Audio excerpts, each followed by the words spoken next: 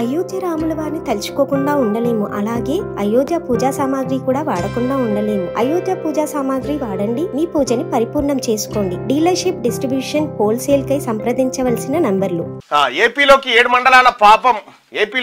మండలాల పాపం బీఆర్ఎస్ బీజేపీదే.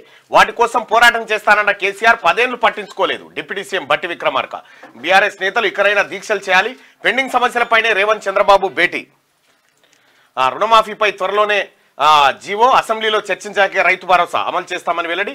ఇక తెలంగాణకు చెందిన 7 మండలాలను ఏపీలో కలిపిన పాపం బీఆర్ఎస్ బీజేపీదేనని డిప్యూటీ సీఎం. నేను మళ్ళీ మనకి కాసేపట్లో జైన్ అయితే మీరు కంటిన్యూ చేయండి అన్న. ఇక్కడ జరిగిన ఘటన ఎలుక చనిపోయినట్టుంది, ఏమో స్మెల్. అది నువ్వు గాని తెలంగాణకు చెందిన 7 మండలాలను ఏపీలో కలిపిన పాపం బీఆర్ఎస్ బీజేపీదేనని డిప్యూటీ సీఎం బట్టి విక్రమార్క అన్నారు. విభజన చట్టంలో 7 మండలాల ప్రస్తావన లేదు.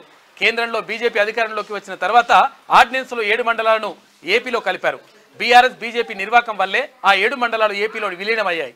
వాటిని తిరిగి తెలంగాణలో కలిపేందుకు పోరాటం చేస్తామని అసెంబ్లీలో చెప్పిన కేసీఆర్ 10 ఏళ్లు పట్టించుకోలేదు. ఇకనైనా ఆ మండలాల కోసం బీఆర్ఎస్ నేతలంతా దీక్ష చేయాలి అని సూచించారు.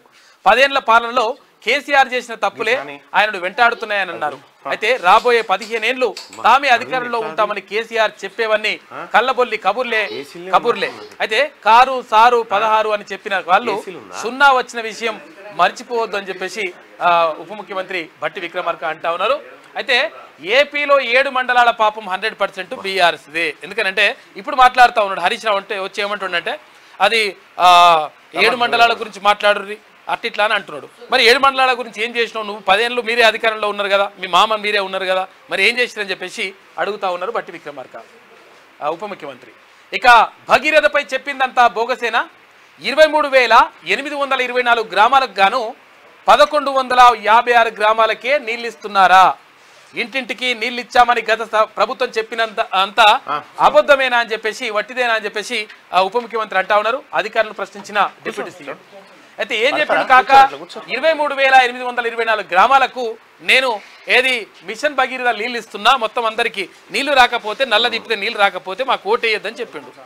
లాస్ట్ కోసం చూస్తే ఏమని చెప్తున్నట్ట అధికారులు, ఏం చెప్తున్నట్ట అంటే ఇక్కడ 1156 గ్రామాలకే నీళ్ళు ఇస్తున్నట్ట. ఇక ఎక్కడ కూడా మొత్తం కూడా నీళ్ళు వస్తలేని పరిస్థితి కనిపిస్తా ఉంది అని చెప్పేసి ఒక వార్త కనిపిస్తా ఉంది.